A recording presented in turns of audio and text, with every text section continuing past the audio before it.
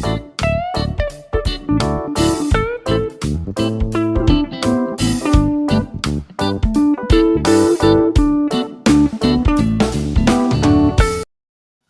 दोस्तों, जय महाराष्ट्र।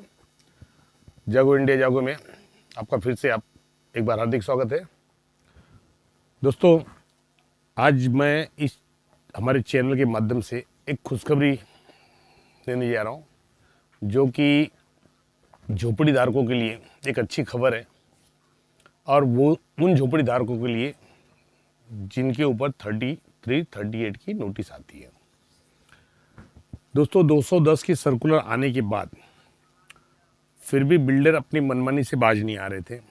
ये जो भी लिस्ट देते थे, जो चार्ट देते थे 210 के रूल के हिसाब से कि भाई मुझे इतने झोपड़े अफेक्टेड है और मुझे इतने झोपड़े तोड़ने हैं, उसके बावजूद भी और झोपड़े लोग तोड़ते थे, जिससे लोगों में रोष था, तकलीफें थी, कंप्लेंट्स आती थी। 23 फरवरी 2024 को हमारे माननीय मुख्य कार्यकारी अधिकारी सतीश लोखंडे जी ने एक सर्कुलर लागू किया है। इसका नंबर है 210A यानी 210 वो सर्कुलर के माध्यम से उन्होंने कहा है कि अब डेवलपर जब एनेक्सर 3 के पहले चरण में प्लान बना के देंगे और अपने जो भी डेवलपमेंट है उसको 3 फेज में डिवाइड करेंगे, फेज 1, फेज 2, फेज 3। और पहले फेज के अंदर जितने झोपड़े अफेक्टेड है उस झोपड़ों की वहाँ पे डिटेल देना पड़ेगा कि कौन कौन से झोपड़े डिटेल है दे रहे हैं, इन झोपड़ों को तोड़ना है 33 में, अदरवाइज बगल के झोपड़ी वो नहीं तोड़ सकते। जो झोपड़े का समावेश चार्ट में होगा फेज 1 में, वही झोपड़े तोड़ सकते हैं, और तोड़ने के पहले उन्हें 2 साल का भाड़ा और 1 साल का पीडीसी ये उन्हें जमा कराना होगा। उसके बाद ही आपको 33-38 की मंजूरी मिलेगी। उसके बाद जब दूसरा फेज के लिए आएंगे तो भी उनको सेम प्रक्रिया करनी पड़ेगी, लेकिन उसके अंदर जो पहले के जो झोपड़ी धारक है, या तो उनको रेगुलेशन हो चुका होगा या तो उनको भी भाड़े देंगे। यही नियम लागू होता है। तो ये जो सर्कुलर निकाला गया है 210A 23 फरवरी 2024 को, इनसे झोपड़ी धारकों को बहुत बड़ी राहत मिलेगी, क्योंकि लोग हमारे जो मुख्य कार्यकारी अधिकारी सीओ साहब हैं सतीश लोखंडे जी, उन्होंने देखा कि ये 210 का सर्कुलर निकालने के बाद भी बिल्डर अपनी मनमानी से बाज नहीं आ रहे, तो इसलिए उन्होंने 210A का सर्कुलर निकाला और कहा है कि यदि आपने चार्ट में दिए हुए अलग उससे अधिक झोपड़े तोड़े तो आपके जो भी डेवलपमेंट पे स्टॉप लगेगा, और जो भी झोपड़े तोड़े गए उनको आपको 2 साल का भाड़ा और 1 साल का पीडीसी जमा कराना पड़ेगा, और उसकी पेनल्टी भी लग सकती है। अभी तक पेनल्टी का जिक्र नहीं किया है, लेकिन आने वाले समय में शायद पेनल्टी हो जाएगी, क्योंकि ये गंभीर विषय है कि जहाँ पे अगर यदि जो कानून बनाया जा रहा है उस कानून का अगर कोई भी उल्लंघन करता है तो दंड तो आवश्यक है। तो शायद आने वाले समय में इसमें दंड का प्रावधान भी आएगा कि अगर जो एक भी अधिक झोपड़ा तोड़े जाते हैं तो बिल्डर को पेनल्टी भरनी पड़ेगी। तो ये चीज़ आनी भी चाहिए, ये चीज़ आनी भी चाहिए, जिससे थोड़ा सा डर विकासकों में रहेगा। तो दोस्तों, ये जो 210 का सर्कुलर 210A का सर्कुलर आया है, उसके अंदर जो भी भाड़े का प्रावधान बताया गया है कि 2 साल का भाड़ा और 1 साल का पीडीसी, जो कि सर्कुलर 153 में 11 महीने का है, तो ये जो 11 महीने का है ये भी उसके अंदर कैंसिल होके यही प्रभाव पड़ेगा कि वहाँ पे भी 2 साल का भाड़ा और 1 साल का पीडीसी का प्रावधान होगा, मतलब यही चीज़ उसमें भी चलेगी। तो अब अगर 153 में कोई भी व्यक्ति एप्लीकेशन फाइल करता है, जैसे नोडल ऑफिसर को मेल करता है, तो उसमें ये प्रावधान अब 11 महीने से हट के अब 2 साल का भाड़ा और 1 साल का पीडीसी का आ गया है। क्योंकि इस सर्कुलर के माध्यम से सीओ साहब ने वो भी लोगों के लिए एक बहुत बड़ा वरदान दिया है। और इसके लिए सीओ साहब का मैं धन्यवाद करना चाहता हूँ कि लोगों के बारे में उन्होंने ये बहुत बड़ा निर्णय लिया, बहुत बड़ा निर्णय लिया कि अब अगर कोई व्यक्ति भाड़ा जिससे नहीं मिल रहा है, वो अगर 153 सड़कों के हिसाब से वहाँ पे नोडल ऑफिसर के आगे मेल कर रहा है, वो मेल करने के बाद उस चीज़ में जब भी ऑर्डर होगा तो ऑर्डर में एक ही चीज़ आएगी, 2 साल का भाड़ा और पीडीसी जमा कराइए। कहाँ? एसआरए में, और एसआरए इसका भुगतान करेगा। 1 साल का पीडीसी मतलब एक पोस्ट डेटेड चेक जो उनके गारंटी के तौर पे उनको जमा कराया जाएगा कि यदि 2 साल का भाड़ा, क्योंकि देखिए जो डेवलपमेंट होता है, डेवलपमेंट का जो समय रखा है तो स्टार्टिंग से 24 महीने रखे गए कि 24 महीने में हम डेवलपमेंट करके देंगे, लेकिन 24 महीने के बाद भी इनका डेवलपमेंट शुरुआत ही नहीं होती। तो इसलिए कहा गया है कि भैया आपको अगर जल्दी तो 24 महीने में क्लियर कर दीजिए, आपका 1 साल का पीडीसी जमा रहेगा, और नहीं तो वो 1 साल का पीडीसी फिर इनके पास ऊपर दिया जाएगा। और दोस्तों यहाँ पे सबसे बड़ी बात मैं आपको एक चीज़ समझा देता हूँ। पीडीसी यदि एसआरए में इन्होंने कोई भी चेक दिया है, वो अगर बाउंस होता है तो एसआरए उस बिल्डर के ऊपर एफआईआर लेती है।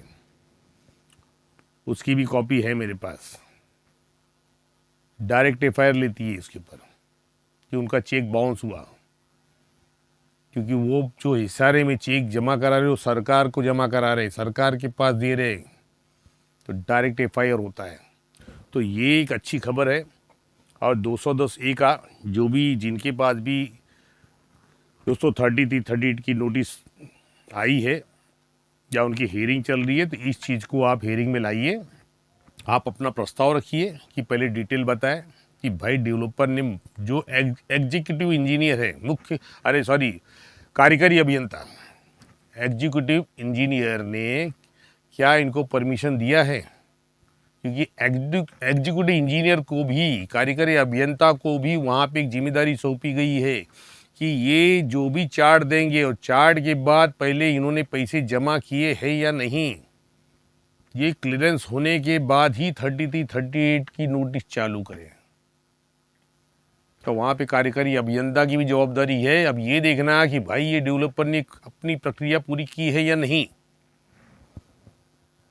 जिसमें प्रॉब्लम्स क्या होता है कि डेवलपर 38 में जाते डिपार्टमेंट घर तोड़ देते हैं, उसके बाद भी लोगों को भाड़े मिलते नहीं हैं। यहाँ पे रूल तो ये होना चाहिए कि 38 के अंदर उनके अंदर रूल बनाया भी है कि क्या इनके अकाउंट में भाड़े गए क्या, ये देखना है। किसको देखना है? कॉम्पिटेंट अथॉरिटी को देखना है। और उस समय जो पुलिस वाले प्रोडक्शन के लिए आते हैं, उन प्रोडक्शन के लिए जब यहाँ पे लेटर डाला जाता है कंप्लेंट अथॉरिटी द्वारा, तो उसमें भी लिखा रहता है कि पुलिस वाले पहले छानबीन करे कि जिसकी झोपड़ी तोड़ना है क्या उसको बाकायदा उनको भाड़ा मिल चुका है। अगर नहीं मिल चुका है तो पुलिस वाले बोलेंगे भाई झोपड़ी मत तोड़ो। उनको अधिकार दिया गया है कि किसी के साथ नाइंसाफ़ी नहीं होनी चाहिए, लेकिन कोई पुलिस वाला चेक नहीं करता है, कोई पुलिस अधिकारी चेक करता ही नहीं है कि भाई उनको क्या करना है, प्रोडक्शन दे रहे हो आप तोड़ो। लेकिन ये गलत है, आपकी ड्यूटी है सर, आपकी ड्यूटी है, प्रशासकीय ड्यूटी में आपका कर्तव्य आपको निभाना है। अगर आपको ये पता नहीं है तो आपके यहाँ पे जो भी एप्लीकेशंस आते हैं सिर्फ बंदोबस्त के लिए कि भाई 38 में मुझे हमें घर तोड़ना है, कंप्लेंट अथॉरिटी देती है, तो उनके आप जो लेटर्स है उसको पढ़िए, उस पर लिखा हुआ है कि पुलिस की भी जिम्मेदारी है कि ये देखे कि कहीं जिस व्यक्ति का घर टूट रहा है उसको बिल्डर ने भाड़ा दिया तो मतलब भाड़ा उसको अदा किया या नहीं किया है। तो ये देखना जरूरी है कि वो व्यक्ति कहाँ जाएगा। तो ये नियम बनाए सरकार ने, लेकिन इम्प्लीमेंट होना चाहिए। लेकिन एक तो बहुत अच्छा ये हुआ जो 210 का, तो मैं बता रहा हूँ 38 में जब भी आपकी हियरिंग चली सबसे बड़ा मुद्दा यही लीजिए। पहले क्या होता था मैं आपको बताता हूँ। पहले 38 में क्या होता है, एक एरिया है, एक एरिया बड़ी है। अब डेवलपर क्या करते थे, डेवलपर पूर्व साइड से 4 झोपड़े को देते थे, वो भी एक साथ नहीं है, कोई भी झोपड़े साथ नहीं होते थे, एक झोपड़ा छोड़ के 2 झोपड़ा छोड़ के ऐसे 4 लोगों को नोटिस पूर्व में देंगे, पश्चिम में 4 लोगों के नोटिस देंगे, उत्तर में 4 लोगों को नोटिस देंगे, दक्षिण में 4 लोगों को देंगे। मतलब जो प्लॉट है उसका पूरा पश्चिम उत्तर दक्षिण में नोटिस देते थे। कभी भी आपने किसी भी स्कीम में देखा है कि नोटिस अगर आई है तो ये पूरे लाइन से आई झोपड़ों को? कभी नहीं आई दोस्त, क्योंकि ये बिल्डर की पॉलिसी होती है, ये बिल्डर की पॉलिसी होती है कि भाई ये अगर यहाँ बीच बीच से मैं खाली करा दूं तो भाई देखिए आपके कच्चे मकान हैं, क्रैक्स आ जाते हैं, घर गिरने के डर रहते हैं, तो कितने आदमी तो खुद ही सरेंडर कर देते हैं कि भाई चलो ठीक है खाली कर रहे हैं। 4 के घर टूटते हैं तो 40 घर डर के खाली कर देते हैं। ये तो देखा हुआ इतिहास है, आप भी देखोगे, मैंने भी देखा है, मैंने तो बहुत सारे देखे, मैंने तो बहुत सारे डेमोन्स्ट्रेशन देखे हैं सर, हमने लड़े भी हैं।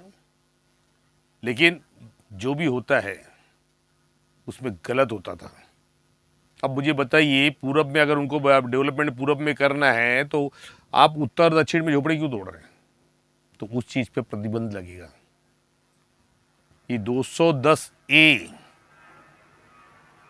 वैसे 210 में भी था प्रोविजन, लेकिन मनमानी करते। अब 210 में थोड़ा सा स्ट्रिक और कर दिया गया है कि आपको चार्ट पहले ही जमा करना है, और जब तक चार्ट नहीं जमा करेंगे आप 33-38 की कार्रवाई के लिए अप्लीकेबल नहीं है, आप नहीं कर सकते हैं। आप पहले ये जो भी प्रक्रिया है पूर्ण कीजिए।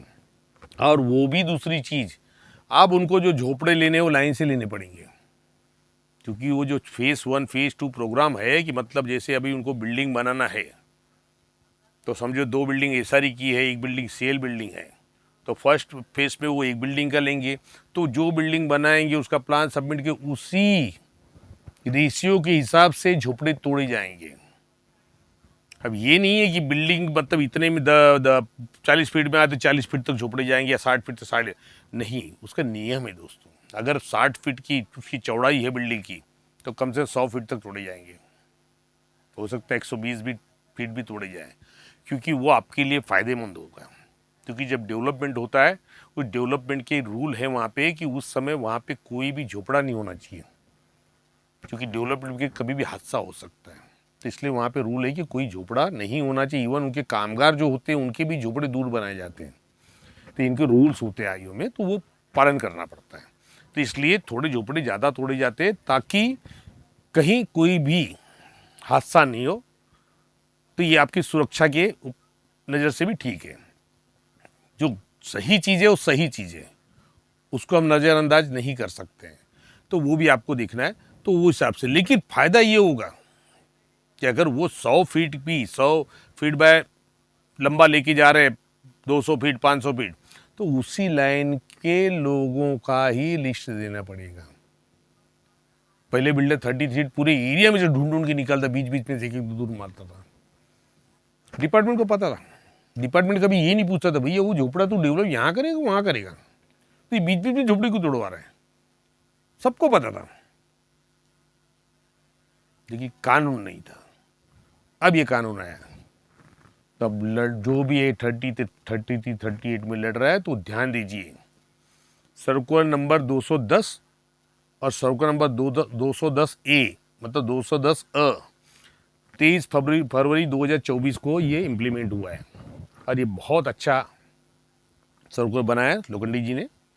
मैं शुक्रगुजार उनका, नमन करता हूँ कि लोगों के भले के लिए एक बहुत अच्छा काम किया उन्होंने, क्योंकि लोगों 38 में राहत नहीं मिलती थी, कोई लायबिलिटी नहीं थी लोगों की कि 38 में आज भी आप जाएंगे तो आपको कोई भी बेनिफिट रिलीफ नहीं है, चाहे वो हाई कोर्ट जाइए, कि मैंने पहले भी वीडियो बनाया हूँ। प्रॉब्लम क्या है मैं आपको समझाऊं। प्रॉब्लम ये है कि पूरे मुंबई में सिर्फ 38 की नोटिस की भी कार्रवाई बड़ी तेजी से चलती है, बहुत तेजी से चलती है। जिस समय 38 की नोटिस जब इम्प्लीमेंट होती है और जब थोड़ा कार्रवाई होती है ना, तो ऐसा लगता है साल भर में तो प्रोजेक्ट क्लियर, सर साल भर में प्रोजेक्ट क्लियर कर देगा बिल्डर, इतना फास्ट। मतलब आप समझेंगे नहीं, झोपड़े तोड़ने के लिए 100 पुलिस, अधिकारी 25-25 अधिकारी, पूरी एरिया में ऐसा लगता है कि बस आज पूरा एरिया खाली होने वाला है। तो इतना खर्चा करते हैं। कंपनी अथॉरिटी खुद आते थे तोड़ने के लिए। सोचिए, सब काम छोड़ के कंपनी अथॉरिटी खुद आते थे तोड़ने के लिए। तो वो जो चीज़, वो जो नज़ारा था, उस नज़ारे में ये प्रतीत होता था कि बस साल भर में तो बिल्डिंग खड़ी हो जाएगी ना। लेकिन होता क्या था, डाक के 3 पात, 2-2 साल वहाँ पे फाउंडेशन ही हो, 2-2 साल वहाँ फाउंडेशन ही नहीं गिरता था। फिर उसके बाद साल गया, फिर दूसरे लोगों को नोटिस दे दिया जाती। देखिए, सरकार कभी ये नहीं पूछती थी, ये सारे या कंपनी अथॉरिटी या अपील अथॉरिटी, कि भाई आपने पहले खाली कराया वहाँ पे आपने काम कितना किया है। जबकि हम चिल्लाते थे, सर बिल्डिंग की जगह खाली है, बना ही नहीं रहे। नहीं नहीं नहीं, तुम्हें अफेक्टेड आहे, जायलाच लागेल, त्वरित खाली करा। खाली भाड़े के मैटर पे बात करते थे बस, बाकी कुछ नहीं। खाली भाड़े के मैटर, बाकी कुछ नाही। मला ऐकायचंच नाही। बाकी लोक बाहेर आहे ना, त्यांना भाडे कोण देणार? त्या नाही, त्वरित रिकामी करायचा। माझ्याकडे वेल नाही, नाही नाही, तारीख देणारच नहीं। तो वो चीज़ होती थी 2 से 3 तारीख में क्लियर। और हाईकोर्ट तो एक दिन भी नहीं, सुनते ही नहीं थे, प्लेंट वगैरह देखते ही नहीं है, सुनवाई ही नहीं। ये तो अभी बीच में एक मैटर में 33 में अच्छा सर ऑर्डर आया, जिसके अंदर उन्होंने बोला है, यही बात जो मैं बोल रहा हूँ वही बात उसमें भी बोला गया है कि इतनी घाई क्या है झोपड़ी तोड़ने की। मुंबई में खाली झोपड़ी तोड़ने की कार्रवाई फास्ट होती है, बिल्डिंग बन पाती है, फास्ट बिल्डिंग बनती है, ना रेगुलेशन होता है, ना भाड़े मिलते हैं। तो उस बारे में कार्रवाई फास्ट तेजी से क्यों नहीं हो रही है? ये अच्छा सवाल किया है माननीय न्यायालय द्वारा, हाईकोर्ट द्वारा बहुत अच्छा सवाल किया गया है कि खाली 33 झोपड़े तोड़ने की कार्रवाई ही तेज क्यों होती है पूरी मुंबई में। उसके बाद भाड़ा देने के मामले में आपकी कार्रवाई एकदम ढीली है, रिहेबिलिटेशन के मामले में एकदम ढीली है, वहाँ कोई कार्रवाई नहीं होती है। तो ये 210 ए दोस्तों, ये आपके लिए एक अच्छा अध्यादेश है, अच्छा कानून बना है, जिसके अंदर आपको अब ये देखने की जरूरत नहीं पड़ेगी कि भाई झोपड़े तोड़ के मुझे जाने का है, झोपड़ा तोड़ के मुझे जाना कहाँ है। और मैं आप सभी लोगों से निवेदन करूंगा, जो भी मेरा वीडियो देख रहे हैं, वो और लोगों को बताए कि जहाँ भी सोसाइटी अभी तक आपका घर नहीं टूटा है, दोस्तों मेरी बात ध्यान से सुनिए, जहाँ भी आपकी सोसाइटी है और आपके घर टूटे नहीं हैं, आप लोग जागरूकता फैलाइए और सोसाइटी को बोलिए भाड़े का रेगुलेशन बनाए, भाड़े के लिए रेगुलेशन बनाए, मीटिंग बुलाए, एजीएम बुलाए, एसजीएम बुलाए, लेकिन भाड़े का रेगुलेशन बनाए। क्योंकि दोस्तों भाड़े के रेगुलेशन में आपको मैं बता चुका हूँ पहले कि भाड़े के रेगुलेशन में अगर जो सोसाइटी डिसाइड करेगी उस चीज़ को हाई कोर्ट ने कोई नहीं काट सकता है, उस चीज़ को कोई नहीं काट सकता है। इसलिए भाड़े का ठहराव खुद सोसाइटी, बिल्डर करने ही नहीं देता है ना, बिल्डर करने ही नहीं देता है। पता नहीं क्यों ये सोसाइटी जो बैठे रहते हैं प्रपोज सोसाइटियाँ में या जो नई नई रजिस्टर्ड सोसाइटी होती है, ये लोगों की तरफ ध्यान नहीं देते, बिल्डर की तरफ ज़्यादा ध्यान देते हैं। तो क्यों भाड़े का करारनामा नहीं करते भाई? मैंने तो बहुत कम सोसाइटी में देखो भाड़े, लेकिन मैं ये जागरूकता आपको दे रहा हूँ कि आपको चिल्लाना है, भाड़े का करारनामा करो, आप भाड़े का करारनामा करो, नहीं तो हम सब मिल के आपके सोसाइटी के खिलाफ कंप्लेंट फाइल कर रहे हैं। क्यों नहीं कर रहे हो? अधिकार है। सोसाइटी में 10 लोग जो बैठे होते हैं ना, 200 मालिक नहीं होते, उनसे डरने की जरूरत नहीं है, उनका भी उतना ही हक है जितना आपका है। वो सिर्फ केयर टेकर है, जिनको बिठाया गया है उनको हटा भी सकते हो, वोटिंग का अधिकार आपके पास है, लड़ने का अधिकार आपके पास है। तो आप सबसे पहले भाड़े करारनामा बनाइए, भाड़े करारनामा में आपको पूरा पावर मिलेगा, सोसाइटी का एजीएम में अंदर पूरा पावर मिलेगा कि भाई हमारी लोकेलिटी के अगल बगल में ये हिसाब से भाड़े चल रहे, तो इतने भाड़े बिल्डर को देने पड़ेंगे। और हर साल जो भाड़ा बढ़ाना है उसका 10% बढ़ाना है या 5% बढ़ा, 5% तो गवर्नमेंट का ही है। तो अगर उसमें 10% डालते हो, 10% डालते हो तो आपको सर्कुलर 166 के हिसाब से 10% ही बढ़ाना पड़ेगा हर साल। ये बात समझ रहे हैं? तो इसलिए दोस्तों जागरूक हो और सोसाइटी के पास नहीं सुनते लेटर दीजिए। भाई भाड़े का करारनामा कभी बना रहे हो, मीटिंग कभी ले रहे हो? जब आप एकजुट होके अपनी ही सोसाइटी को घेरोगे तो उनको बनाना पड़ेगा, और वो बना के लीजिए। भाड़े का करारनामा बहुत बड़ी बात भी देखिए, हमारी एक सब्सक्राइबर है, एडवोकेट भी है वो, उनके यहाँ पे यही मसला हुआ 38 में 48 आवर का नोटिस देके तोड़ दिए, अपील तक फाइल करने नहीं दिए। मतलब अधिकार है कि नहीं है उनका? हमारा बातचीत बराबर होती रहती है उनसे। वो एक्चुअली एडवोकेट है, क्रिमिनल लॉयर है, इस तरह के बारे में उतना नहीं है, लेकिन वो मुझे कहती है कि सर आपका वीडियो देख के मुझे इस तरह के बारे में अच्छी जानकारी हो रही है। उन्होंने हाईकोर्ट में डाला था, हाईकोर्ट ने क्या बोला है कि एआर डिसाइड करेगा कि भाड़ा कितना है। अब बताइए एआर क्यों डिसाइड करेगा? उनको ये बोलना चाहिए था इसारे का रूल के हिसाब से एआर भी डिसाइड करे और सोसाइटी भी अपना रेजुलेशन बनाए। सोसाइटी भी अपना रेजुलेशन बनाए एजीएम लेके, और उसमें जो ज़्यादा रहेगा वो भाड़ा लागू होगा। तो यदि ये का बात अगर कोर्ट ने की होती तो न्याय होता था। अब ये एआर को बोला गया तो अधूरा न्याय है,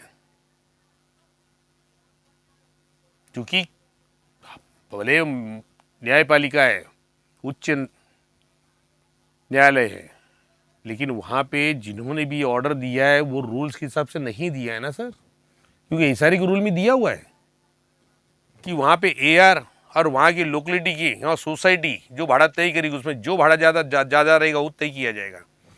तो फिर यहाँ पे एक जन को क्यों दिया गया? तो ये अधिकारी और बिल्डर, आपको लगता है आपको न्याय मिलेगा? अधिकारी आपकी तरफदारी करेंगे? लगता है आपको? भूल जाइए, कभी नहीं करेंगे। अधिकारियों विश्वास करने लायक नहीं है, तो आपका साथ कभी नहीं देंगे। तो बोलेंगे आपको कुछ, करेंगे कुछ। तो ये चीज़ समझनी चाहिए सरकार को, अब न्यायालय को भी समझनी चाहिए, सरकार को भी समझनी चाहिए कि नहीं नहीं नहीं नहीं, ठहराव मैंडेटरी है, नियम डालो, उसके लिए भी जीआर निकालो। और मैं प्रार्थना करूंगा सतीश लोखंडी जी से कि उसके भी ऊपर भी जीआर निकाले कि हर सोसाइटी को भाड़े के ऊपर ठहराव करना, रेजुलेशन निकालना मैंडेटरी है, जरूरी है।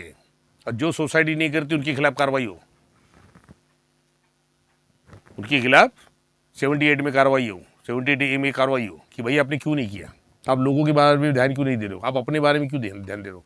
तो मैं निवेदन करूंगा हमारे मुख्य कार्यकारी अधिकारी, जो उन्होंने इतना बड़ा काम किया लोगों के लिए, तो मुझे आशा है कि शायद वो भी सर्कुलर वो निकालेंगे जहाँ पे लोगों का फायदा हो। क्योंकि अगर भाड़े का रेजुलेशन सोसाइटी बनाना चालू कर देगी तो इस सारे का हेडेक खत्म हो जाएगा। खत्म इसलिए हो जाएगा कि बिल्डर का, आज मुझे बहुत सारे लोग मिलते हैं दोस्तों, बहुत सारे बोलते हैं कि सर हमारा भाड़ा पहले बिल्डर इतना देता अभी कम कर दिया। प्रॉब्लम ये है, लेकिन एक बार सोसाइटी का रेजुलेशन हो गया ना दोस्तों, तो बिल्डर भाड़ा कम कर ही नहीं सकता है, उल्टा हर साल बढ़ाना पड़ेगा उसको। जो आप तय करेंगे आपकी जनरल बॉडी मीटिंग में, जो तय करेंगे कि 10% बढ़ाना या 15% बढ़ाना या 8% बढ़ाना, जो भी XYZ, 5% तो सरकार की तरफ से है ही है 153 की तरफ से, लेकिन उसके अंदर भी अगर आप बढ़ाना चाहते हैं वो रेजुलेशन और ठहराव की कॉपी आप करिए, और हर मेंबर और ठहराव की कॉपी लीजिए पैसे भर के, सर्टिफाई कॉपी। कहाँ से? सोसाइटी से। भाई सोसाइटी के पास भी पैसे आएंगे ना, आएंगे कि नहीं आएंगे? भाई 2 रुपये का जीरोक्स है, चलो 5 कॉपी है, 10 रुपये की है, बराबर ना? तो लीजिए, सोसाइटी 25 रुपये लीजिए, दीजिए। 25 रुपये कहाँ जाएंगे? सोसाइटी के अकाउंट में जाएंगे ना। तो वो चीज़ है, और वो आपको लड़ाई में काम आएंगी। भाई नहीं नहीं हमारा रेजुलेशन हुआ है, तब पैसा भरा ही क्या? तब ये अधिकार है आपका। आज मैं देखता हूँ सोसाइटी में बाकी लोग चेयरमैन, सेक्रेटरी, उनसे क्या क्यों डरते हैं, समझ में नहीं आ रहा है क्यों डरते हैं। अलग से आए, कौन है वो लोग? आपके जैसे है ना, उनका भी घर एक है, आपका भी एक घर है, तो फिर उनसे डर क्यों लग रहा है? उनको डर ये लगता है कि वो बिल्डर के साथ में है, वो कल मेरा घर अपात्र करवा देंगी, वो मेरा प्रॉब्लम खड़ा कर देंगी, मुझे भाड़े नहीं लेने दिलवाएंगी। तो ये चीज लोगों में डर बैठा हुआ है। और ये जो सहायक निबंधक कि यहाँ पे जो मैटर चलता है ना, ये मैटर दिखते ही नहीं है दोस्तों। हमारे मैटर में हुआ था, हमारे मैटर में जो 153 में लोग जाते थे लड़ने, तो चेयरमैन सेक्रेटरी लोगों को फोन करके बोलते थे जो लड़ने जाएगा ना उसको भाड़े नहीं मिलेंगे, जो लड़ने जाएगा उसको भाड़े नहीं मिलेंगे। अब सोचिए चेयरमैन सेक्रेटरी का क्या इंटरेस्ट, जो वहां पे गया 153 में एप्लीकेशन फाइल किया, उसमें चेयरमैन सेक्रेटरी का क्या लेना देना था? कि वो बिल्डर तो नहीं बोला कभी कि भाड़े नहीं मिलेंगे, लेकिन ये बोल रहे थे, मतलब भाड़े वो चेयरमैन सेक्रेटरी दे रहे थे, क्या बिल्डर देने वाला है? और दोनों के दोनों बोगस, दोनों के दोनों बोगस। एक बंदे ने अपनी प्रॉपर्टी 2 करोड़ में बेच दिया है और फिर आके वहां बैठ गया, बोलता मैं पात्र हूं, और बिल्डर ही पात्र करवा रहा है, बिल्डर ही पात्र करवा रहा है बेचने के बाद। और दूसरे को एक ही घर, एक ही डॉक्यूमेंट में, एक रेसिडेंस है कॉमर्शियल। कैसे भाई? मेरी लड़ाई चालू है। 35 में मैंने मैटर भी डाल के रखा हूं। अभी अगली तारीख है, 2 जुलाई को तारीख है मेरी उसकी, क्योंकि अभी इस समय इलेक्शन का माहौल है, इसलिए लंबी तारीख पड़ी है। ठीक है, मुझे भी कोई प्रॉब्लम नहीं है। एआर के बाद भी मैटर चल रहे हैं। सीओ साहब के लिए भी बस अप्रोच किया होगा, भैया इस चीज़ पे हियरिंग चाहिए मुझे, भी शायद हो सकता है उस पर हियरिंग मिले मुझे। अभी वो लेटर सीओ साहब के यहाँ से सेक्रेटरी साहब के यहाँ भेजा हुआ है और वो मिलना चाहिए, क्योंकि उसके अंदर बहुत बड़ा गुनाह हुआ है, बहुत बड़ा संगीन जुर्म हुआ है दोस्तों। उसके अंदर मैंने बताया ना, उसके अंदर जो कॉपियां है सप्लीमेंट्री एनेक्शल 2 की, वो फ्रॉड है, ये कैसी है कुछ समझ भी नहीं आ रहा। लेकिन वो विदाउट जुडिक्शन है, विदाउट जुडिक्शन है। अगर उस अधिकारी ने मान लिया कि ये मेरी सिग्नेचर थी और मैंने किया हो, तो अधिकारी जेल जाएगा। और अगर अधिकारी बोलता है मेरी सिग्नेचर नहीं है, तो इसकी इंक्वायरी होगी। क्योंकि प्रॉब्लम यह है कि हमारी सोसाइटी में 30-32 लोग हैं, तो पूरे मुंबई में कितनी होंगी ऐसी ऐसी कॉपी, कितनी होगी? उसमें सिर्फ बोगस लोग नहीं है, जो लीगल लोग भी है। लेकिन उनको प्रॉब्लम यह है कि 2018 में सीओ साहब ने ये सब जितने भी सप्लीमेंट्री है उसको नल एंड वाइड किया हुआ है। तो नल एंड वाइड किया हो तो उनको घर कैसे मिलेंगे? उसमें बोला गया 2018 में सीओ साहब ने ऑफिस ऑर्डर निकाला है।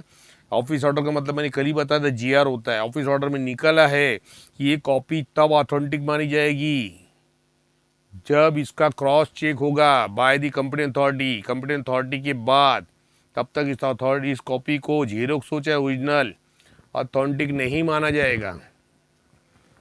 लेकिन हमारे इशारे में डिप्टी कलेक्टर, इशारे में हमारे जो तहसीलदार है, नायब तहसीलदार, उसको ऑथेंटिक मान रहे हैं। उसके ऊपर वारसनामा भी चेंज कर रहे हैं और रिपोर्ट भी दे रहे हैं, भाई फलाना आदमी पात्र, सेक्रेटरी इशारे ने पात्र किया। तारीख भी नहीं देख रहे हैं। अरे तारीख तो देखिए सर, जिस दिन पोस्ट खत्म हो गया है ना ठाकरे साहब का, अपीलेट अथॉरिटी का पोस्ट खत्म हुआ है, उसके 15-18 दिन बाद पात्रता हुई है। इतना तो समझिए, अधिकारी हैं आप। प्रॉब्लम क्या है? हम ही सब ढूंढे तो आपके डिपार्टमेंट, लीगल डिपार्टमेंट है ना, उनको बताइए ना क्या इसमें क्या करना चाहिए, बताएंगे लीगल डिपार्टमेंट में। मतलब हम ही उसको कंप्लेंट करें, हम ही कोर्ट में जाए, मतलब आप अपराध आप करो, गलतियां आप करो और लड़े हम। ये भी गलत चीज़ है। हर अधिकारी के बाद सरकार ने एक समरी पावर दिया है कि वो किसी भी गलत चीज़ पे सुओ मोटो एक्शन ले सकता है। तो इस पे सुओ मोटो क्यों नहीं ले रहे भाई? इस पे सुओ मोटो क्यों नहीं ले रहे? जबकि ऑलरेडी सुओ मोटो लिया जा चुका है सर। 2018 में ऑफिस ऑर्डर आ गए। मतलब ये सीओ साहब के ऑर्डर की कॉपी, उसको भी ऑर्डर को नहीं मानते। मतलब अधिकारी सीओ साहब के ऑर्डर को भी नहीं मान रहे। मतलब सोचिए कितना पावर है इनके अंदर। पावर ज़्यादा दिन नहीं चलते, निराकरण होगा और बहुत अच्छी तरह होगा। क्योंकि मैंने आपको पहले ही बताया, गलत चीज़ ज़्यादा दिन नहीं चलती है। होगा, यहाँ नहीं होगा, हाई कोर्ट में होगा। खुलासा तो होगा कि किसने बनाया, क्योंकि हम तो तैयारी कर ही रहे हैं, लेकिन हम इतना जल्दी हाई कोर्ट नहीं जाएंगे सर। अब पहले बार बार दरवाजा खटखटाएंगे अधिकारियों का कि भाई ये कर रहे हो या नहीं कर रहे हो, पूरा एविडेंस लेके जाएंगे। एविडेंस तो है, भरपूर एविडेंस है, तब इस चीज़ को डालेंगे कि भाई क्यों, क्या ऐसा बात है कि ऑर्डर आने के बाद भी अपने ही ऑर्डर को आपका ही डिपार्टमेंट डिनाई कर रहा है। 2018 में ऑर्डर आया ना, तो डिनाई क्यों किया कर रहे हैं उसको? मानिए उसको, क्या लगा भाई उन लोगों से जो बोगस डॉक्यूमेंट बना के, या जिस अधिकारी ने अपने पद का नाजायज गैर वापर करके, नाजायज फायदा उठा के ये डॉक्यूमेंट बनाए हैं, तो उनसे इतनी हमदर्दी क्यों? गलत किया उन्होंने, क्राइम किया, क्राइम।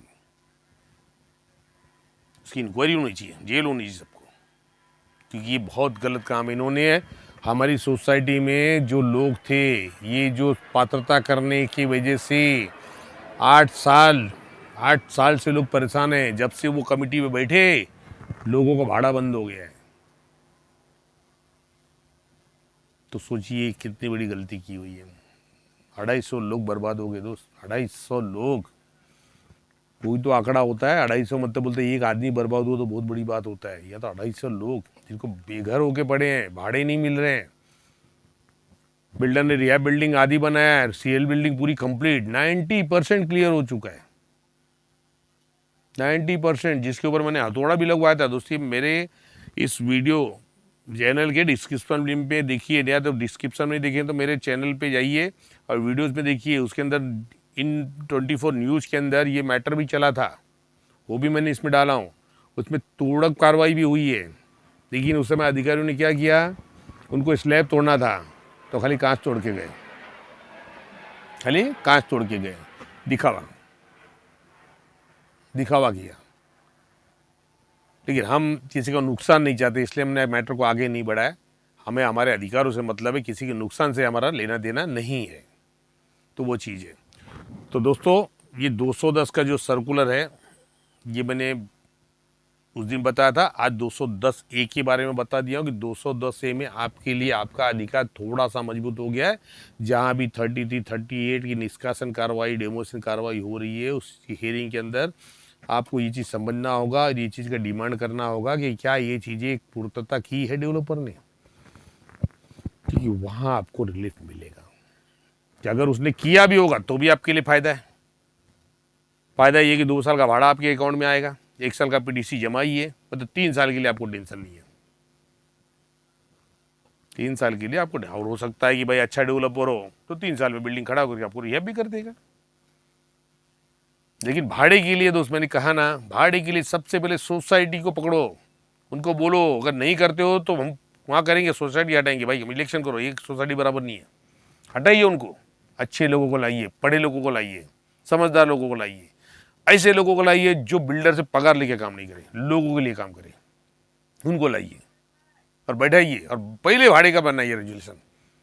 आपके इलाके में अगर 20,000 भाड़े के ऊपर चल रहा है ना, तो 25,000 भाड़ा डालिए रेसिडेंस का। बहुत शौक है ना इनको डेवलप करना है, तो दीजिए। सोसाइटी ने जिसमें पास किया, देना ही पड़ेगा, देना ही पड़ेगा।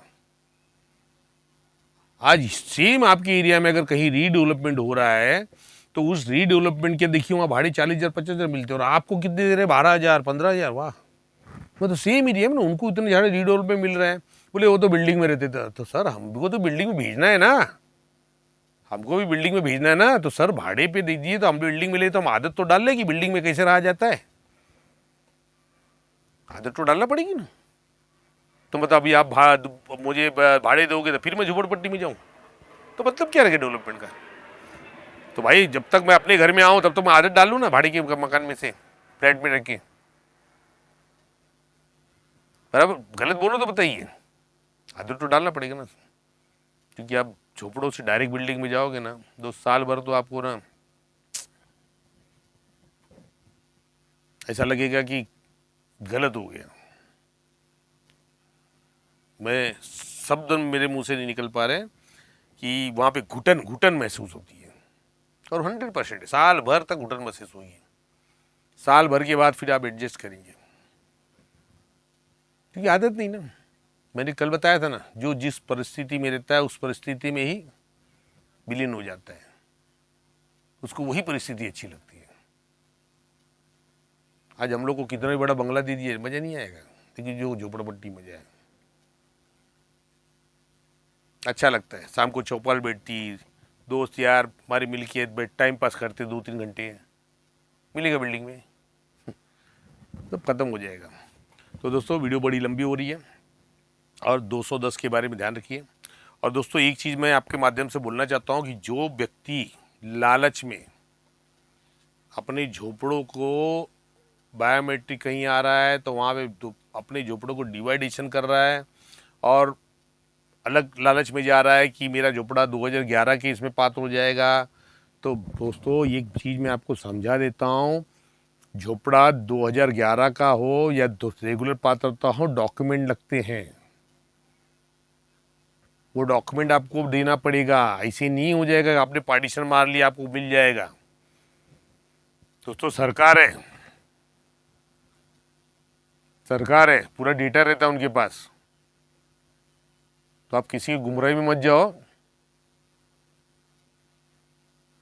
कि आपने एक घर का 4 बना लिए 4 घर मिलेगा, ऐसा नहीं होता दोस्तों। जिसके पास प्रॉपर डॉक्यूमेंट है कि भाई चलो इनकी फैमिली बड़ी थी, इनकी 2 फैमिली है, एक ही घर में रह रहे हैं, तो उनके पास माध्यम है, 2 डॉक्यूमेंट्स अलग अलग है, उसको पार्टीशन कराइए। आपके इलेक्शन इनरोलमेंट में से आपका झोपड़ा क्रमांक चेंज करवाइए। तो झोपड़ी क्रमांक होता है कि जो त1 त2 त3 त5 त ये लिखा रहता है ना, झोपड़ी क्रमांक है दोस्तों, तो उसमें बदली करवाइए उसको, नहीं तो आपकी पात्रता नहीं होगी। क्योंकि सरकार इस चीज़ पे ध्यान देना चाहिए कि बहुत सारे घर ऐसे हैं कि जिनकी कुटुंब बड़े थे और पुराने लोगों ने इतना ध्यान भी नहीं दिया, भाई ठीक है वोटिंग आती बस उतना ठीक है, लेकिन उनको 4-4 5-5 घर है, हर फैमिली का अलग अलग घर है। मैं ये नहीं बोलूँगा एक ही आदमी का है, हर फैमिली जैसे उनके भाई के हैं, 2 अलग भाई है, जैसे अलग अलग है, 4 भाई है तो 4 भाई के घर है, पिताजी का अलग है, लेकिन इलेक्शन यादी में सेम नाम आ रहा है। मुझे एक बात बताइए कि सब सरकार इस चीज़ को इम्प्लीमेंट कर रही थी तो सरकार को लोगों को जागरूकता भी तो देनी चाहिए। कब जागरूकता दी कि भाई आप एक काम करो, झोपड़ा क्रमांक चेंज कराओ। पहले सरकार की तरफ से इलेक्शन ऑफिसर से आते थे घर पे, वहाँ पे एंट्री करके जाते थे, जो भी है करेक्शन करके जाते थे कि नहीं जाते थे। नए लोगों को तो पता नहीं होगा, जो भी हमारे समय के लोग हैं या हमसे भी पहले वाले हैं तो उनको पता होगा। उसमें सरकारी अधिकारी आते थे, किसी का नाम नहीं, 18 साल का बच्चा हुआ, हाँ भाई ना क्या नाम है, कोई डॉक्यूमेंट की जरूरत नहीं है, उम्र देखा, हाँ भाई इतना, हाँ ठीक है डाल दो, अपने आप नाम इलेक्शन में वोटिंग में चढ़ जाता था, जो भी बदली करना उसी समय हो जाता था। तो भी सरकार ने क्यों नहीं करवाया? जब एलसारे आया 1997 में इम्प्लीमेंट हुआ है सारे, तो सरकार को करवाना चाहिए था ना दोस्तों, लेकिन सरकार ने नहीं कराया। क्यों नहीं कराया उसका कारण ये है कि आपके अधिकारों से आपको वंचित करना था। अगर मन साफ है तो आप करते थे और बोल के करते थे, भाई नहीं नहीं स्कीम आ रही है उसमें तकलीफ हो जाएगा, आप करवा के लीजिए। आपके अलग झोपड़ा है तो अलग झोपड़ा भी करवाइए, आपका अलग झोपड़ा पड़ जाएगा। इसमें जो जागरूक लोग थे उन लोगों ने करवाया।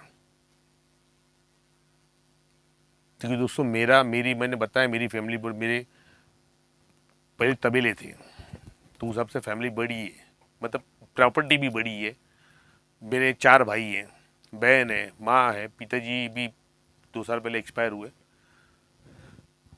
मैंने ये चीज़ जब 2001 या 2002 में ही ये चीज़ मैंने सबका ट्रांसफ़र करवा दिया था मैंने। मुझे नहीं पता था, मैं सोचा कि चलो ठीक है कर रहे हो जाएगा, मुझे नहीं मालूम इतना इंपॉर्टेंट चीज़ है।